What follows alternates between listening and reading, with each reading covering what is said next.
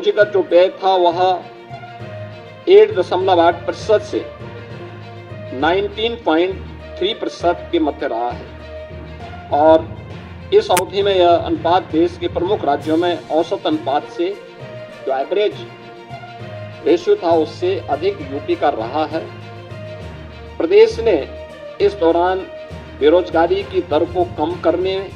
में सफलता प्राप्त की है और अत्यधिक रोजगार के सृजन करने में भी प्रदेश ने सफलता प्राप्त की है। उत्तर प्रदेश ने इस दौरान जो कदम बढ़ाए हैं, खासतौर पर अपने परंपरागत उत्पाद के लिए एमएसएमई सेक्टर पर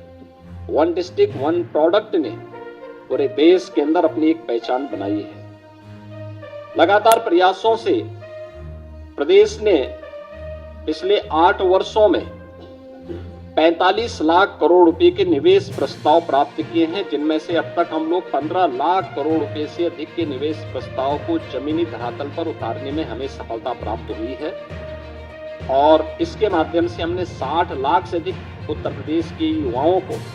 सीधे नौकरी प्रदान करने में भी सफलता प्राप्त की है।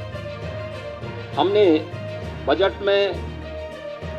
इस बार के बजट में 28,478 करोड़ और 31 लाख रुपए नई मदों के लिए हमने प्रावधानित किया है, जिसमें अवस्थापना विकास के लिए 1,79,131 करोड़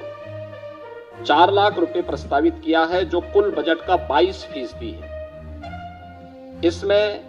ऊर्जा का भी सृजन होगा और ग्राम पंचायत को उसी ग्राम पंचायत में तमाम प्रकार की सुविधाएं उसके माध्यम से मिलेंगी।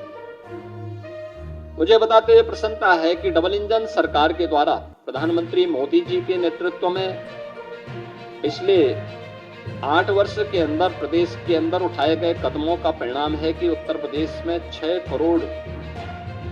लोगों को गरीबी रेखा से ऊपर उठ करके एक सामान्य जीवन यापन करने का एक सुगम मार्ग इस डबल इंजन सरकार ने प्रशस्त किया है और इस बार गरीबी पर पूरी तरह उसका उन्मूलन करने के लिए सरकार ने जो यूनियन बजट में भी अभी हाल ही में जो बजट प्रस्तुत किया गया, उस बजट की जो थीम है वह भी प्रधानमंत्री मोदी जी ने उसमें जो महत्वपूर्ण प्रावधान किए हैं वह वही एक कि $5 ट्रिलियन की इकोनॉमी बनने के लिए भारत के लिए आवश्यक है कि वह जीरो पॉवर्टी के लक्ष्य को प्राप्त करें और उत्तर प्रदेश देश की आबादी का सबसे बड़ा राज्य है। सबसे बड़ा चैलेंज हमारे सामने है। हमारा सर्वे लगभग पूरा हो चुका है और हमने बजट में उसके लिए प्रावधान किए हैं, दोनों प्रकार के प्रावधान किए हैं। एक और पूर्वांचल एक्सप्रेसवे के साथ जोड़ते हुए फिर पूर्वांचल एक्सप्रेसवे को इसी मार्ग से ले जाते हुए शक्तिनगर सोनभद्र तक जोड़ने के लिए भी एक घोषणा इसके साथ हम लोगों ने की है, जिसमें विंध्य एक्सप्रेसवे के रूप में हम इसको जोड़ने जा रहे हैं। गंगा एक्सप्रेसवे को मेरठ से हरिद्वार तक जोड़ने के लिए भी हम लोगों ने इसमें आज के इस बजट में इसके लिए धनराशि की व्यवस्था की है और गंगा एक्सप्रेसवे को ही हम लोगों ने बुंदेलखंड एक्सप्रेसवे के साथ जोड़ने के लिए भी धनराशि की व्यवस्था आज के इस बजट में प्रस्तावित की है। प्रयागराज में महाकुंभ के अवसर पर इस बार हमारे जो अनुभव रहे हैं उसको देखते हुए हम लोगों को ये अनुभव हुआ है कि वहां पे आवागमन को और सुगम बनाने के लिए 2 नए ब्रिजेज बनाने को आयोजित कर सकेंगे। इनके निर्माण के लिए हम लोगों ने धनराशि का प्रावधान किया है और ये सभी नगर निगमों में, खासतौर पर प्रदेश के अंदर सभी नगर निगमों में और खासतौर पर उन नगर जो हमारे कमिश्नरी हेडक्वार्टर हैं उन पे पहले चरण में हम इसको करने जा रहे हैं।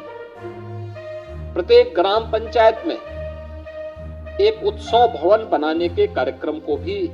बजट में प्रावधान किया गया, जिसमें शादी ब्याह के हैं, कोई मांगलिक कार्यक्रम है, कोई सार्वजनिक कार्यक्रम ग्राम पंचायत स्तर पर करने हो तो यह एक नई उपलब्धि ग्राम पंचायतों को उपलब्ध करवाई गई है। यह कार्यक्रम भी हम उसको आगे बढ़ाने के लिए इस कार्यक्रम को भी हम उसके साथ